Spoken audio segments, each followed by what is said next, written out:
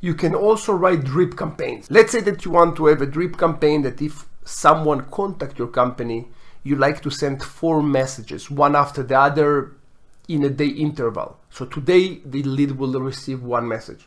If he's not responding to us, tomorrow another message. If he's still not responding to us, another message. So that will be a drip campaign of 4 emails. I can write here, create a drip emails campaign for a new lead that is not responding to our email messages.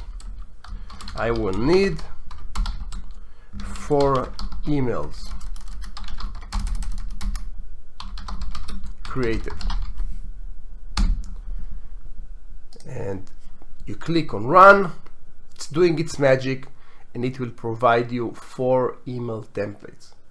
It's sick. It's very, very good. And obviously you can also refine it as you go.